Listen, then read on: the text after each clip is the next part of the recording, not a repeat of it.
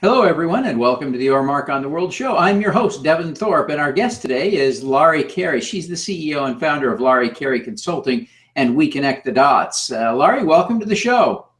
Hi, Devin. How are you? Tell us a little bit about what you do at Laurie Carey Consulting. So what we do is help people understand how to leverage the latest research on brain-based learning. And we've learned more about the brain in the last 2 decades than we have in our lifetime. And so there's a lot of information out there, a lot of research out there that tells us how we think and how we learn. And so we teach people how to understand those concepts at a level that they can understand, and then how do you use that knowledge to help communicate better and to teach better and to be a better leader and a better manager, and just really use it for everything in life. You can be a better parent, you can be a better just better in understanding how your emotions interact and how do you deal with that, and how do they play a role in how you think and how you get creative and innovate. And we do that through professional development programs. Terrific. And then tell us about We Connect the Dots. So We Connect the Dots is a not-for-profit organization that we started about 4 years ago. And that is really to focus on a challenge we have with students in the careers today, helping them to understand their career potential. So it's really about, how do we help a child ages 13 to 18 understand what the opportunities are out there and the potential they might have in those careers. So across science, technology, engineering, arts, and math. And it's really through innovative learning experience, so novel learning, and how do you take and do experiential project-based learning and giving these students the skills they need to be successful in those careers. Well, you gave us some great tips, some great insights to help us think through some of the information that you're accustomed to teaching people as you go about your work, both at Laurie Carey Consulting and at We Connect the Dots. The first insight you gave us was that life is just a state of mind. Tell us a little bit more about what you mean by that. Because we know that there's this concept of, we don't talk about it a lot, about that inner voice that you have, that everybody talks to themselves, and it's amazing when I talk to adults and students, and I'll share that with them, and I'll say, your inner voice that talks to you, and they'll say, no, I don't have one of those.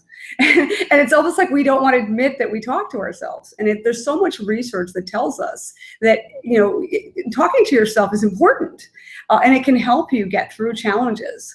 And so obviously talking to yourself in a positive way is what you want to do. But when you can catch, and if you understand that concept and you can catch yourself maybe thinking negatively, you can change your perception and what you do and your behavior and how you interact. And so it's a mindset. Life is a mindset. It's what are you thinking about, right? And how are you talking to yourself? And how are you moving through anything that's difficult? And we're designed by nature, our brains, to protect us, right? That's just who we are. And so our brain wants to do that all the time with us. And sometimes we have tools in our head that we don't really need anymore. So how do we take and understand that that's just my brain, and it's telling me that I can't do this right now, but I can. And so it feels a little uncomfortable. And so how do I get more comfortable with this concept of this? And so we do this a lot with students and with adults, and showing them how getting a little uncomfortable is how you learn. And if you're not willing to get a little uncomfortable, or maybe if you're always in the status mode where you're always comfortable, well, maybe you're probably not learning. So how do you get yourself uncomfortable so that you can learn and you can move forward and get through challenges? You gave us a great second observation, which was that diversity brings more innovation. Tell us about why diversity enhances innovation. So we spend millions of dollars a year in corporations teaching diversity.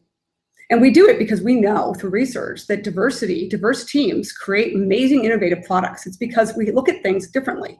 We look at things, whether it's gender, age, culture, your environment, and how you were raised, whatever it may be, we all have different mindsets, and we all look at solving problems differently. And that's a good thing. We want that, right? So the more diverse you can have for a team or people that work together, it's core values that really make the most underlying success, and then adding on that layer of diversity allows you to create innovative solutions and look at problems again differently. So we teach diversity at a young age and demonstrate it through action and behavior and through experiences in our experiential learning programs, and with adults as well, to really understand why your thinking is different and why it's important, and what it brings to the team, and how that impacts a business's outcome and success, and just a learning experience. Excellent, excellent. We do see the evidence of that all around us, don't we? Now, you also suggest that disruption creates an opportunity to learn. Where does that come from? So technology is disrupting us all the time, right? And it will continue to disrupt us. And that's, it brings good and bad. And so sometimes it creates jobs and sometimes it takes jobs away. And so when you're in a career mode and you're teaching students about what the opportunities are that are coming, they have to understand that there will be disruption. And how are you looking at that? How are you ensuring that you're relevant, that your skills are relevant, and they continue to evolve with the disruption? And there's also this concept of that if you're in business today and you don't disrupt your own business, because evolution is happening and that disruption's happening in the background, and you're not, either aware of it or you're not looking for it, someone will disrupt you. They will disrupt your business. So you're better off disrupting yourself before someone else does. So it can apply in many different ways.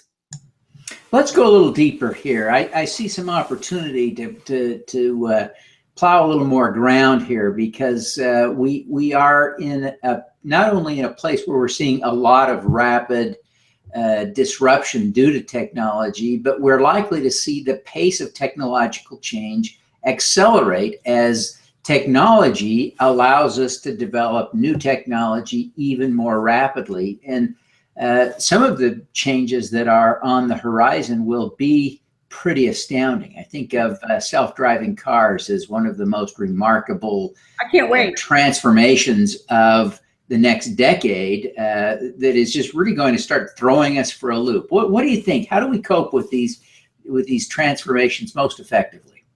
Yeah, so again, and also this goes back to the mindset. Some people embrace disruption and they see it as a learning opportunity, and some don't, right? And so for me, I like change. I love change because, again, I like to learn. And so being a lifelong learner is important, and we have to teach this next generation of students how important that is because of this disruption. So we think about the Internet of Things, right? And we think about how that's laying the foundation for us for this next level of innovation to occur. And so the jobs that are happening and how it's changing our lives. So there's just incredible opportunity for us ahead. And we have to be also very cognizant of how that changes us as a society.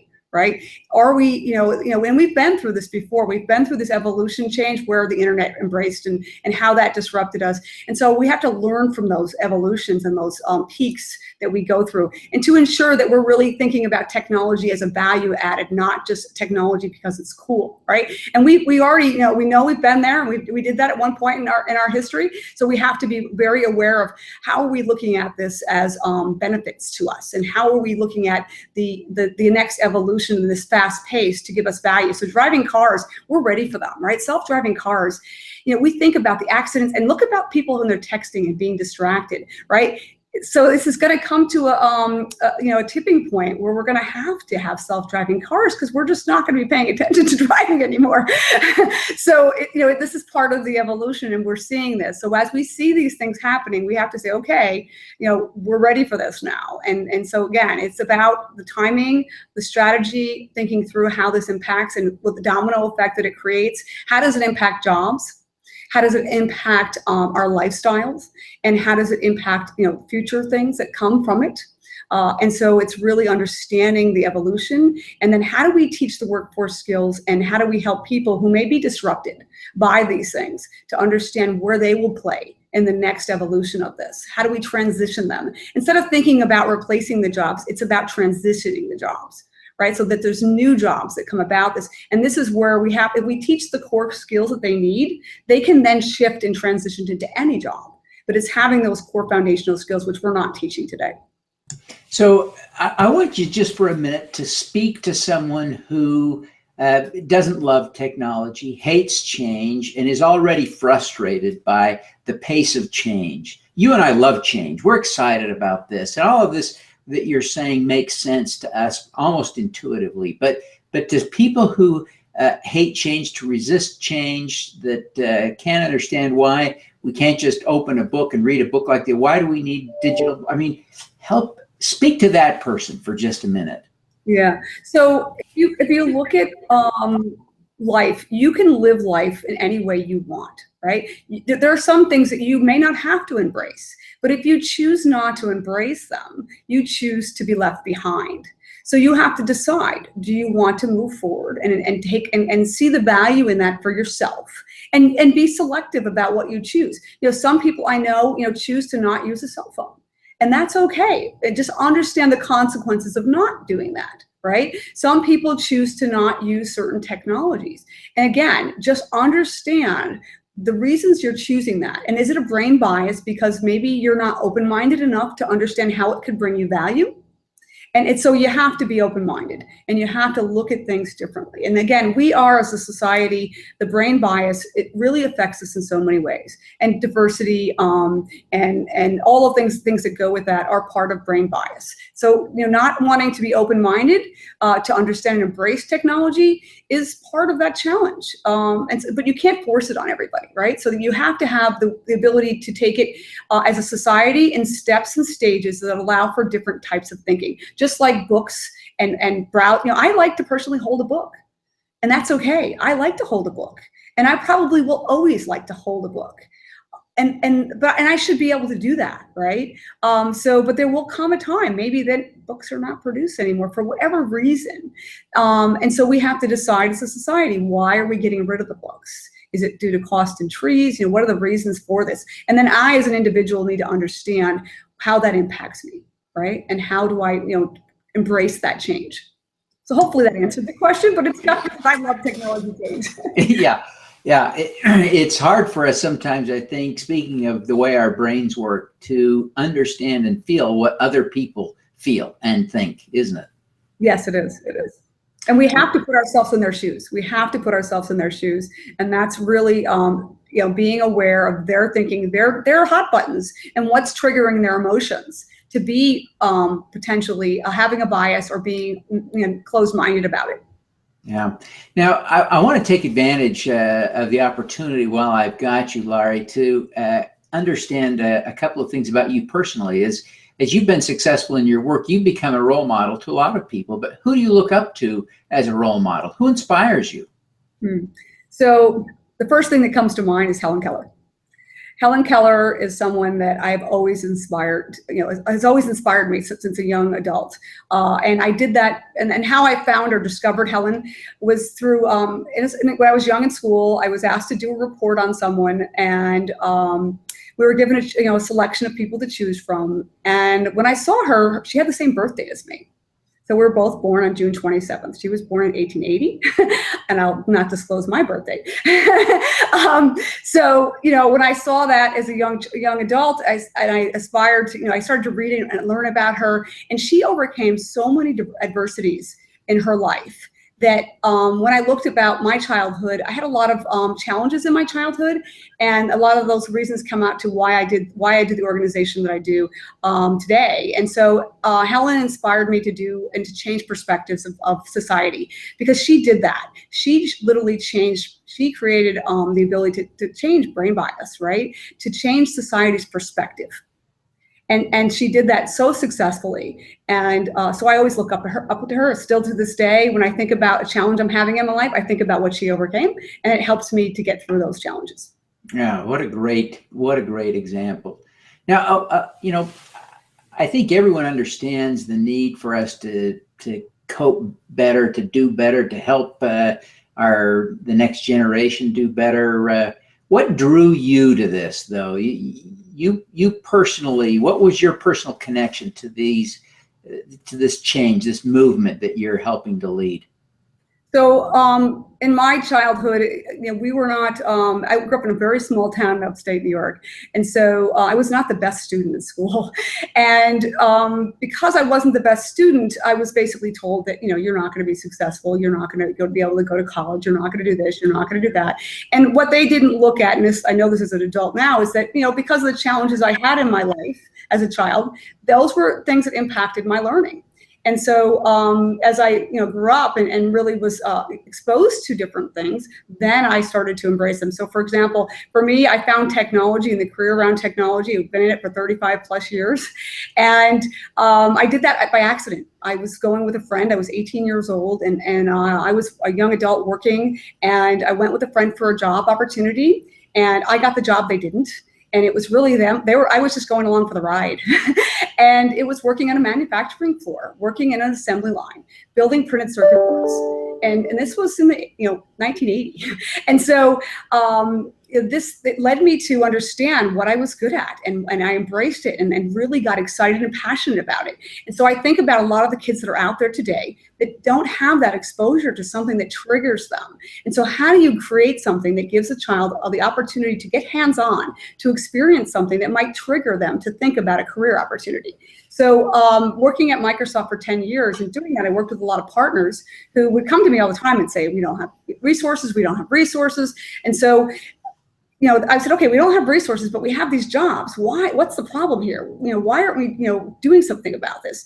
So I took and did an executive MBA at Harvard Business School and took this as my project and said, I want to make an impact. I want to make change. And now I originally did it just for girls because a lot of the programs I did while working at Microsoft were focused on getting girls into STEM careers. And when I did that, I had a woman in my alumni in the program who said, what are you doing? You U.S. people, you constantly put people in buckets. And I said, you know what, you're right. What are we doing? What are we teaching these young girls by not really teaching them the coping skills and the value of diversity? So I decided to take this project and do it and really take and meld it with boys and girls and teaching diversity across multiple age groups and really helping them to, so this project evolved out of my own experiences as a child, out of what I saw in the industry happening and a problem that needed to be solved. And then how do we take and work together to solve it? How do we bring industry experts together and industries who need to build the careers? How do we bring the teachers together to help them understand how do they teach these skills that are needed in the workforce and even expose children to the opportunities that are coming? We're evolving so fast that these jobs, we're in really serious trouble because we don't have the workforce skills and we've got to make a difference. So this organization does that. We really help kids understand the career opportunities and the skills they need to be successful. But we do it in a model where we help schools understand how to do that. So we can scale it through a playbook model. That's great. Now, last thing, we ask all of our guests for an impact hack, some tip that will help us to do more good. What's yours? So the impact hack. So every program that we do, both organizations, specifically in the not-for-profit, we take it and we make sure that our methodology is brain-based learning. So it's brain-friendly and everything is focused around the neuroscience research and what we know about education today. And then it's got diversity wrapped in there as well. And then it's modularized so that we can pull out different curriculum and different components, but the foundation of how we teach is core to that. It's teaching diversity, it's teaching knowledge about neuroscience and the brain and how you learn. And then of course it's a playbook model, as I mentioned before. So that playbook model is how do we scale this? How do we give this content to someone where they can take it, they can modularly pull in and out components like robotics and coding or whatever it may be that they're looking to teach, and then what are the workforce skills that we need or the industries we need to excite kids about. And then how do we take it and shape it so we can hand it off to somebody and they can take and use it. And so I do that really well. I've done that on a global scale with a number of different programs and projects, and we know we can do this. We can take this methodology and give it to somebody in Australia and say, hey, here's a program. Let's help you guys deliver this so that you can scale this here. A group of people in Philadelphia, taking this model to them and saying, here, take this model and deliver this in your school district. So now you can deliver these immersive programs and you can empower the students. Terrific, terrific. Now, Laurie, you're running a crowdfunding campaign right now on Indiegogo. Tell us a little bit about what you're trying to raise the money for. Yes. So we know we've got this foundational model that we can go out and execute, and we've proven it. We've got metrics to prove that we're changing a child's thinking. We use a metric around the National Science Foundation. This is basically to look at students' thinking. It's not about what they pass or fail score tests. It's about, are they changing their thinking? Are they seeing that they have the right resources and role models and tools to be successful? And we're seeing dramatic results from this. And so we need to do more of what we're doing today in order to scale this out, to across the nation and really teaching the global workforce skills for students around the world. And so we can't do that alone. We can't take that model without funding. And we've done everything today, and I've been personally invested lots of time and money into making this happen, but we need to take it to the next level. So we started this Indiegogo campaign, and we're ambitious. We want to raise $1 million because we can't do this with small pockets of money. We can't do the scale and the impact. We can't do what Helen did for society without the help of others helping us do this. So it's ambitious. And if you go out to our campaign today, we haven't made a lot of progress, but I'm hoping that people hear this today and they hear what we're doing and they understand what has to get done. And we think about these students that are out there today, they're sitting at home, they're in front of their computers, there's 6 million students out there ages 18 to 25 that are unemployed.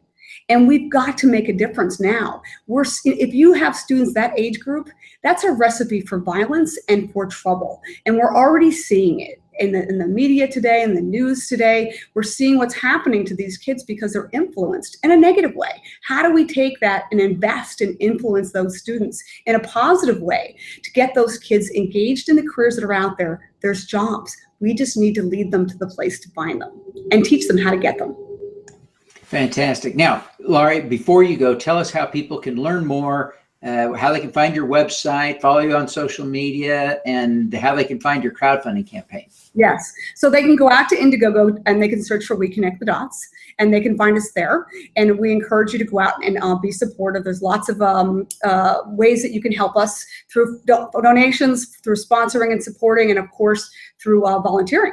And you can go on our website as well. It's weconnectthedots.org. Now, it is a long domain name, so it's got dashes between because it is literally Connect the Dots. And so that's the domain name. And then you can go to lauriecarey.com. That's an easier one to find, and you'll find us through that domain as well. You can find me out on LinkedIn, Laurie Carey. And then, of course, you can get me on Twitter at LJ Coach. So there's lots of ways to engage with us and connect with us. And we really need the support and help from people to help us make a difference, to help us impact all these students. Fantastic. Laurie, thank you very much for being with us today. We wish you every success with your crowdfunding campaign and with your efforts to help everyone better prepare for the changes ahead. Thank you so much, Devin. I appreciate it. This has been wonderful. All righty. Let's do some good. Thank you.